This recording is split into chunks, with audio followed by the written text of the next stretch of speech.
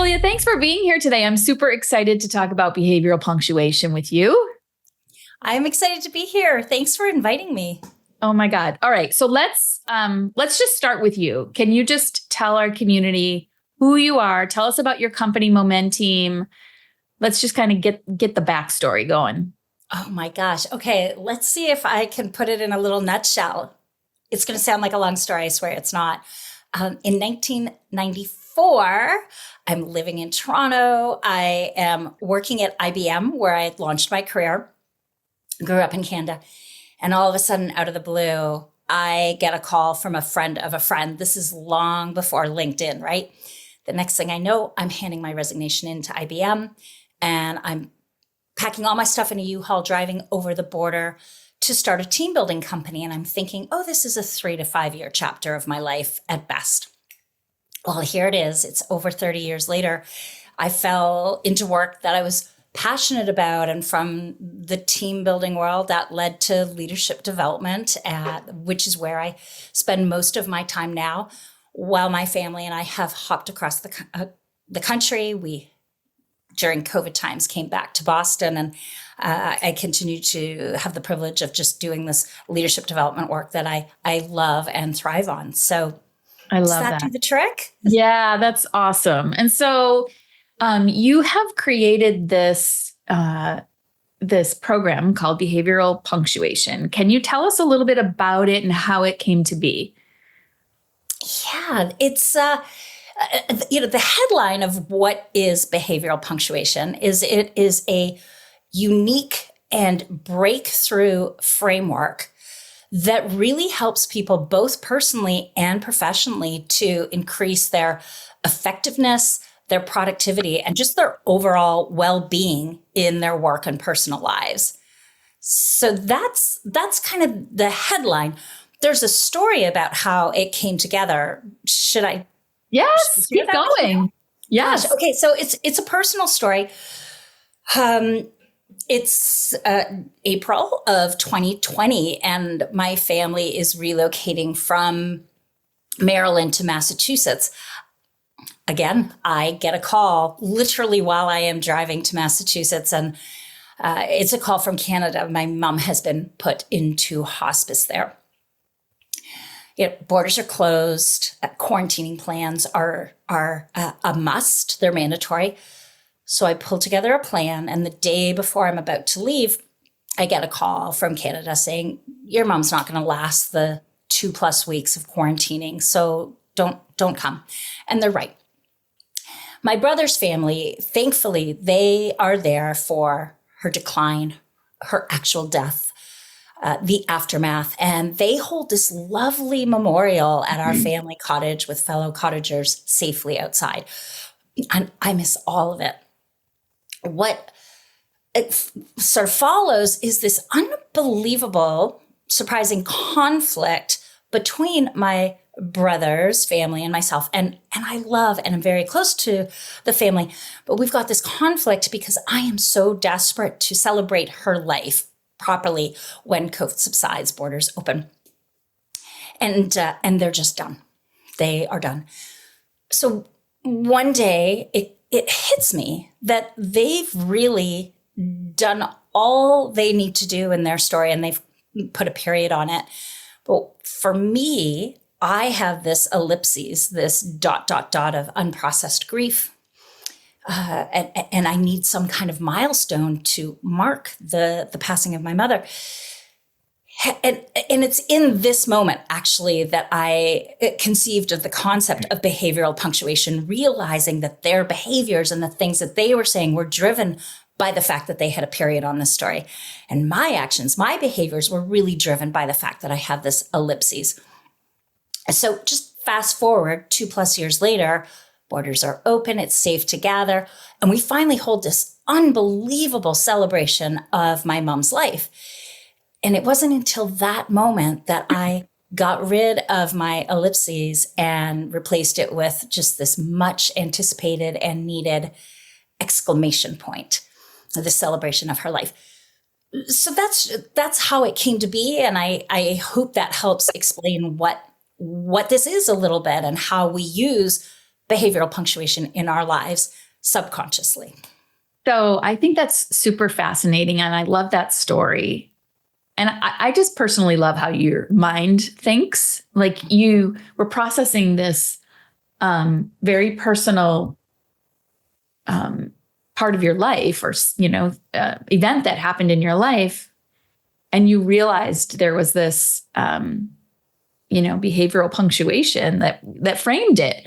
So let's now talk about, so our community, as you know, is real estate based. Our listeners work within the real estate industry. Many are agents, many are, marketers, coaches, lenders, people who work in the space. If you think about, a real estate agent, they are essentially, we often joke that they're therapists because they're really working in very high stakes, emotionally driven situations. I won't even call it transactions because there's situations, they're milestones in people's lives, like very, very emotional things that happen. And so they're often faced with, high stakes, high emotion, and they have to keep their clients calm in the midst of the storm. So how can behavioral punctuation assist a real estate agent when they're in a high stakes situation like that? It's such a great question, Christine. And there's a lot of layers to how I think behavioral punctuation can apply. While not an agent myself, nor in the industry, I have bought a lot of homes and I have sold a lot of homes. I've been through this process. And so I'm going to give you just a couple of examples. Let me first highlight that there are 5 core punctuations that we talk about in this world of behavioral punctuation. There's the period, representing decisions, closure, forward motion. There's the comma, which represents pause, stepping back, collecting information. You can already start to make the connection to the real estate world, right? The third one is the ellipses. This is staying open to what might be possible and where creativity and innovation comes into play. There's the question mark, asking questions for clarity and for curiosity. And then the final one is the exclamation point, and that represents celebration of bite-sized moments, the major moments, the sell, the purchase, etc. And it represents gratitude, things we can be grateful for. So keeping that in mind as the general quick hit overview, in an emotional situation, one of the best places for, I'll use a situation where perhaps a buyer or a seller is disappointed with something that has just happened. And so the agent is trying to manage that. The question mark is actually one of the best tools to go to always in any high stakes situation. Asking the questions for clarity, asking questions for curiosity. And by the way, if you've done a really good job of this upfront in terms of getting to know your client, you are going to have so much information and such a deep connected relationship with your client that will help you to move them through a process. But asking really good questions, I think is really important. And then one of the most powerful things is to really think about, in an emotional moment, what do we need to put a period on? What do we need to make a decision about right now? And just close that door and walk away from it, versus where do we need to stay open to what's possible, let the story continue to play out, right? Maybe we're not ready to make an offer on this house quite yet. Let's stay open to possibilities. And that's really the ellipses. So to me, I have this really strong visual of, when you're looking at a period and an ellipses, do we drop the 2 dots and turn it into a period? Is this a decision point? And can you help your client get there by asking really good questions? Or is this a place where you want to help them to not make a decision and just stay open, right? And then that's where you move them to the ellipses. Oh my God, Does that that's make so sense? fascinating. So fascinating.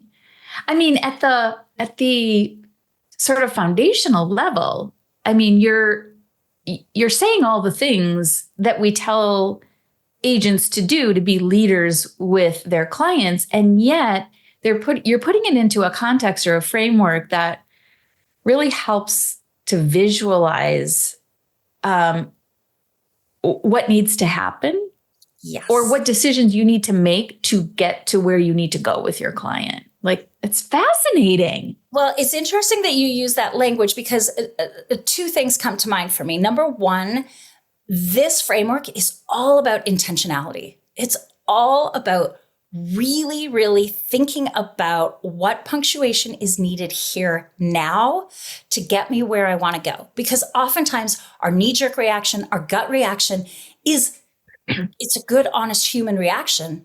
And it's not the productive one that's going to get us where we want to go. So it's about intentionality. And the other thing is, we talk about punctuation pathways.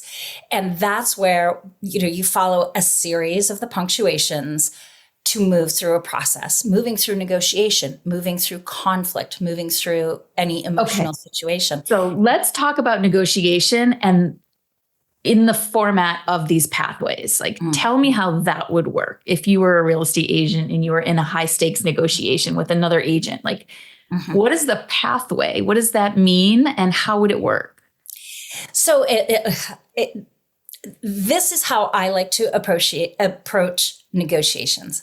Before I even show up, I've got to know what the periods are. And the periods are, these are non-negotiables, right? These are the things I've decided, I'm committed to, I'm not wavering. Then I have to think about, okay, well, what is the ellipses? What are the things that are negotiable? What am I open to flexing on? What would I consider having a conversation about? And then I go in armed with questions, really solid, open-ended questions. Again, questions, I say this a lot, questions for clarity and questions for curiosity, right? Suspending judgment. So walk in with my list of my periods, my ellipses, and go in with really good questions. And moving through that process, having that kind of clarity can get you to a point where by the end of the conversation, you can put an exclamation point on it and celebrate the win, win, win of the conversation. I love that. And so I'm actually thinking like there's a big comma here because so much of this happens just sort of automatically, right? Without even thinking about it. You're just like in the middle of a negotiation. But if you're a real estate agent and you actually decide to put a comma first so that you can take a pause and then really understand, what are those questions I need to ask for clarity? What are those questions I need to understand or want to be curious about so that I can understand what the periods are and what the ellipses are? Like, it's such a fascinating way to think about it. Well, and what I love about what you're saying, Christine, is that the power of the pause, right? The power of the comma is it's applicable beforehand, right? Catching your breath before you go into these conversations. It's applicable in the heat of the moment in the process. I need to step away. I need to catch my own breath. I need to collect more information. I need to talk to my buyer. I need to talk, whoever, right? And then re-engage. But that comma is so powerful before, during, and even after. Basically just hitting pause and catching your breath. Because so often, particularly with how the real estate market has been as of late, there just feels like there's no time to breathe. You don't have the opportunity to insert a comma. You just need to make a decision, put a period on it, and move forward. Yes. I think the market is shifting, and so there's more opportunity. But I also think that there is a mindset that we still have to be go, go, go. Yes. And you're really entering a phase where there's more opportunity to get that comma in there. Oh my God, I love it. So this is also applicable to parenting too. Like, I'm already thinking ahead, right? Like, okay, yep. So we'll just park that for another time. But absolutely, I want to talk about behavioral punctuation as it relates to leadership. And so, a lot of my clients and a lot of our community are either broker owners, owners of a real estate brokerage, or they're team leaders. So they're essentially agents who are leading a team of other agents. How would behavioral punctuation apply in a leadership position? Like, how can a leader become better using the behavioral punctuation framework? Leadership is actually one of my favorite applications of this work, because if you think about the skills that a leader needs, and I kind of want to separate my response out into what a leader needs and then to what happens on teams. So if you think about a leader needs to be able to make decisions and move forward, take action. We want that in a leader, and that's the period. On the other side of the punctuation, we want a leader who is readily using exclamation points. And I don't mean that in their writing. We're not talking about putting 5 exclamation points at the end of a sentence. What we're talking about is we want a leader who can celebrate the milestones along the journey. It's not just about hitting a number at the end and waiting to celebrate at that point. What can we show gratitude for and celebrate in the journey?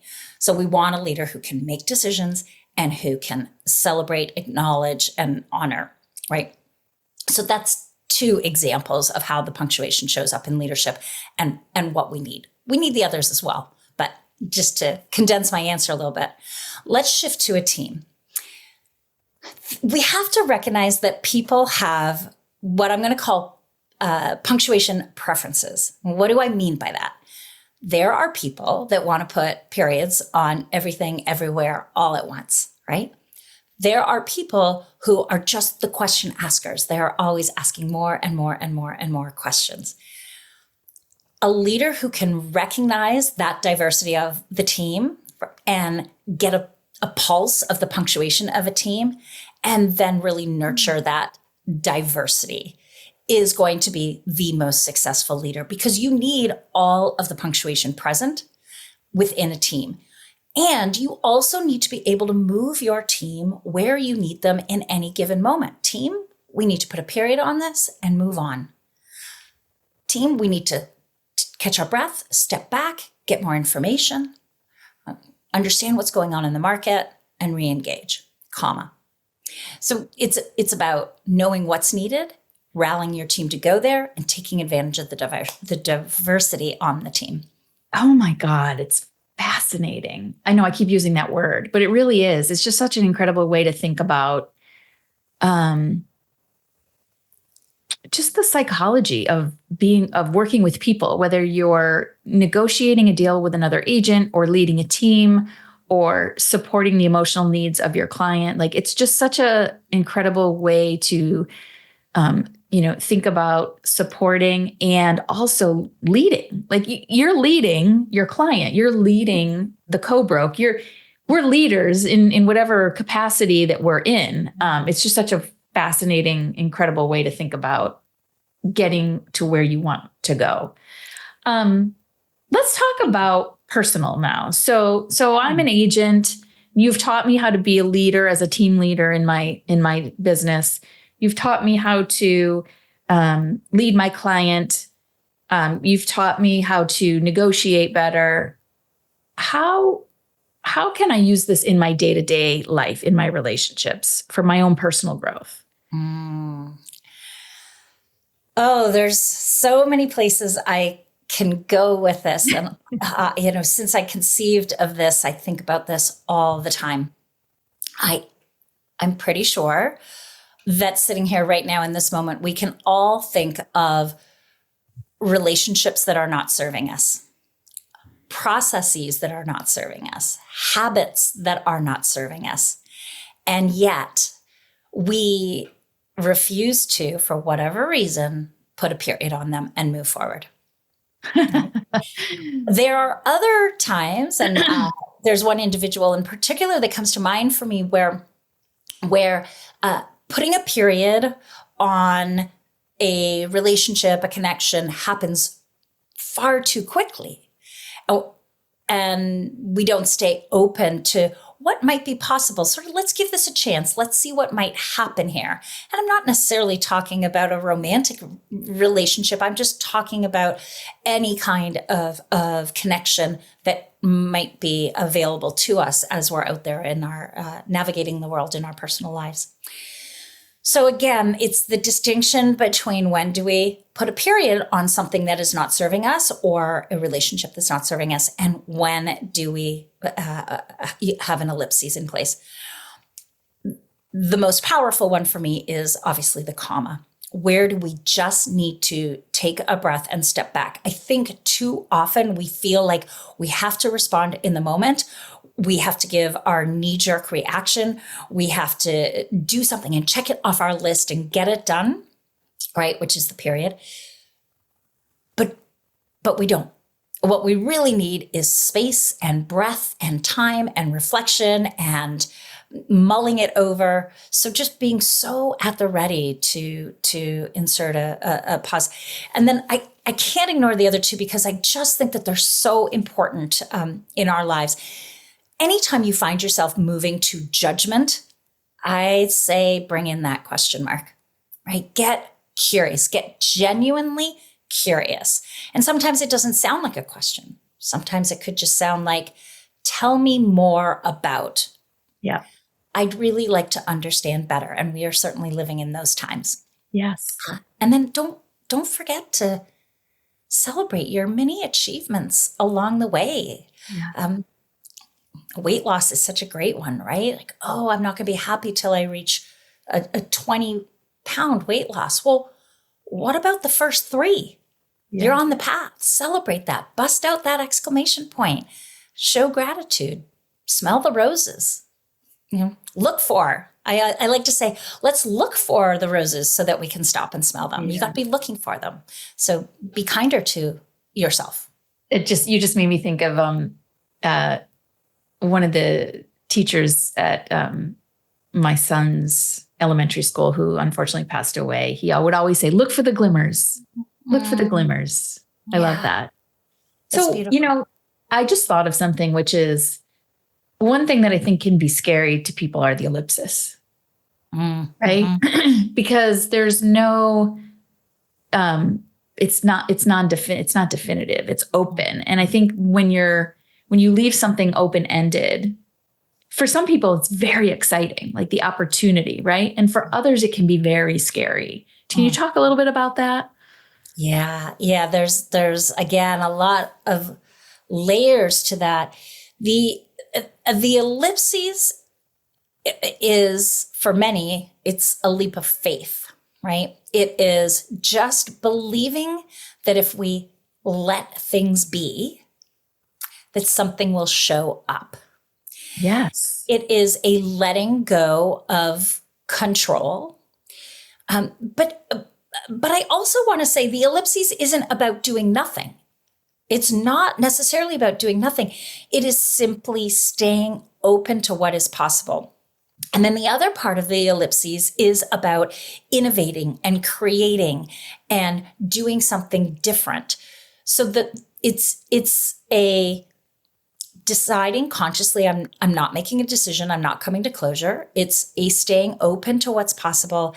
And it's also about helping to create something new. So if you think about people sitting around a conference table and brainstorming ideas and trying to create a vision for the future, that's all the ellipses. That's all down the road, something I'm trying to create.